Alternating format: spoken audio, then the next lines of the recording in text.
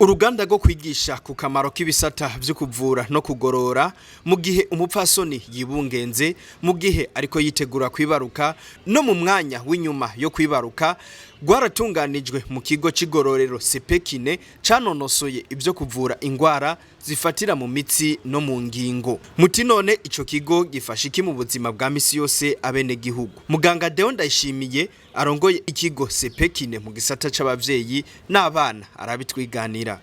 Sepekine ni ikigo kijejwe gukinga ingwara zifatira mu mitsi no mu makonyero, ico mu gifaransa twita les troubles musculo-squelettiques. N'abantu ushobora gusanga babara kw'izosi, ugasanga aragira ibinyanya mu maboko, kubabara ku ruti rw'umugongo, haba kw'izosi, haba ku bitugu, haba mu mugongo aho twita nko mu kiyunguyungu, abantu ushobora gusanga babara mu mavi, mu articulation n'ahandi. Iki kigo kirakira n'abagize imvune, abagize ibibazo vy'amapararizi atandukanye, vy'ukuri tukakira n'abana batevye kuvuga, bafise ikibazo co kuvuga canke abatevye ababegeya kugigimiza, abo bose turabakira. Mugabo iyi département twita Maison Mère Enfant iri kuri Avenue Bututsi numero 31 ni gisata ca Sepekine kijejwe guherekeza umukenyezi kuva yibungenze rushikaje kwibaruka atababara kw'izosi, atababara mu bitugu, atababara umugongo, atababara mu mahanche, mu imerero ry'amaguru, atababara mu mavi canke mu birenge. Muri ico gihe rero birafasha ko tumuherekeza biciye muri kinesiotherapie, kinesiotherapie ifasha uwo mupfasoni yibungenze n'ivyo yokora mu mwanya wo kwibaruka n'ivyo yokora nyuma yo kwibaruka. Rero kirafise ico gisata co gukinga hakaba n'igisata co kuvura ingwara zamaze gushika, ubwo bubabare bw'umugongo, ububabare bw'amavi, ububabare buje ku mitsi. Hakabaho no kuvura rero ingwara zamaze gushika nko kutifata ku mukoyo, kutifata kubera usanze umuntu ari muri toilette bicanka kumurindira, kutifata iyo ukoroye ugasanga pipi canke umwanda mukuru uratorotse, ugasanga igihe wicaye uhagurutse uciye ugira ikibazo ca uryamye wicaye uraca wumva umukoyo urasohotse. Nkuko ushobora gusanga ivyo vyose bihari, ivyo bibazo hamwe n'ibitereko rero bishobora kumanuka canke ibihimba vyose byari mu mwana bikamanuka cyo mu gihe ca menopause, aho umukenyezi aba atagishobora gusama mu bwo kubera ivyo bita ama hormone yiwe yahindutse, birashobora gushika ku imitsi imera nk'iyitakaza ubukomezi yari ifise.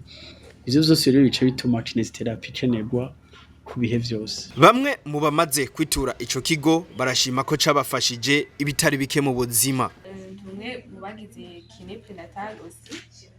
Bon, jewe nayimenye kubw'umugenzi wanje. Bon, nkisama naragwaye umugongo. Nagwaye umugongo hakiri kare, ibintu bitumvikana ko abantu bose baca kumubwira umugongo ngo gufashe kare, gugwara mu bisanzwe hageze amezi ya nyuma ko wibaruka. Hama ndabigumana uko nyene bambwira ko ari normal. Muganga wanje arambwira ati ko amaze gushikana 5 mois ntaco dushobora gufasha, tubigumana uko nyene. Mugaha mugenzi wanje arambwira ati ati uragenda ngaha urashobora kugufasha. Candaza kugira consultation ngaha cambwira ahubwo nari kuba naraje kare sinari kurindira ko nari mfise n'amadure lombaire, naracumbagira n'ukuguru hamwe gauche handi droite, nari namaze kwiyakira nyene. Hama kandi shitse ngaha utu exercice bari kwangirisha nari natanguye kutugira ko urabona ko tuba turi hari gihe uba watanguye kuzoraraba hari evolution y'ibintu vyinshi, ukazoraraba utuntu ukagira udu sport cinangura kubipinga ati ibintu none bizomfasha ikintu kuri vraiment sinzi. Ndaza umunsi wa gatatu ngira ndabihebe, mugabo mu nyuma sinamenye ingene vyaheze.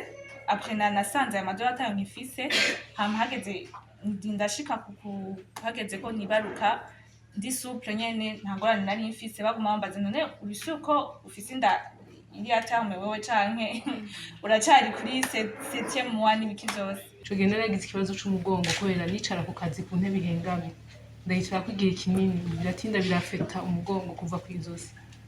Haca umugenzi ahandungika ati uzogenda hajya bazogufasha ko nawe bamufasha yavunitse umugongo. Ndagira ama séance ico gihe ndakira, mugabo nkije kugira ama séance naciye menya ko bafise iyindi branche ngaha ifasha abakenyezi bibungenze. Rero maze kumenya ko nasamye naciye ntangura guharura y'amezi ko nari nzi ko bizotangura kuri 7 mois. Cyo mvuga ati a 7 mois nzojayo. Ariko ico gihe même avant nari mfise problème ya circulation du sang, nari mfise insuffisance veineuse ngira abaganga baravyumva cyane. Kenshi iyo umuntu yibungenze impacta cyane kuri iyo circulation du sang ho bica bisa n'ibigorana. Rero kubera ko nari nsanzwe nzi aha hantu nari nziti ntezwa kuguma umubiri wanje uri active kubera ko n'umuganga usanga gukonseye ati wowe kirazira ko wicara. Cette fois-ci ho kufise na poids yindi muri wewe igenda irakora kuri tennis yawe bizosaba ko uba muri active tout le temps. Hamisho genda bwira umuginekologe wanje yankurikirana ndamubwira ikibazo nari nsanganwe ambwira ati nta kibazo tuzofashanya nzokwereka nzokubwira ryari wotangura sport pour le moment urayihagarika kubera hari hakiri kare. Rero hageze ndazangaha baramfasha by'ukuri jewe nari nzi ngera kuvyara nkiri active nkishobora gutwara imodoka nkagenda aho nshaka hamwe no kukazi uja mu ikonje kubera bagusunitse ati genda dushaka gushobora kubona ngaha mugabo wumva ko ukomeye ukiri souple kubera ama exercice nakora ngaha. Bavuze ingene umugore yibungenze agira utubazo akabura itiro tusa imisi yose iyo naje muri kine kuko ntuzi imisi yose hano urafata 3 jours mu ndwi. Imisi yose iyo naje naroroherwa kuryama mugabo ntaje bikaca byanka wamengo nozi imisi yose. Rero je yaramfashije cyane gose kine prénatal kuko nari nzi ngira kuvyara ndi souple atamuntu mwamenya ko atamuntu mwabona ko ndemere wagiye wahura n'ahagati yo nda umingosi wowe uyikoreye ko yaravye ukuntu utambuka ugishobora gutegura ivyo kurya mugafungura atamuntu mwatahura ingene ufise izo nguvu. Kine rero twogenda tukahimiriza abo tuzi ababanyi twababwira surtout ntaje vraiment aho ngeze ndabikora hari n'abantu muhora ndumika nkababwira ati ajya baramfashije ko nzi akamaro nico bishobora gufasha. Rero twobwira abagenzi bacu surtout aba mama iciza kiri muri kine. Muganga Deo Ndayishimiye aratwibutsa ico kigo Sepekine aho gitumbereye naho umuntu yobasanga. Ikigo Sepekine kiri muri Rohero ya kabiri kwibarabara ryitiriwe Bututsi nimero 31. Abakeneye kuturondera barashobora kudutora ku nimero 76 18 80 ubusa ubusa canke 67 18 80 ubusa ubusa. Hariho n'abashobora kuturaba ku buhinga ngurukana umenyi aribwo wezi 3 akaburungu Sepekine akaburungu org.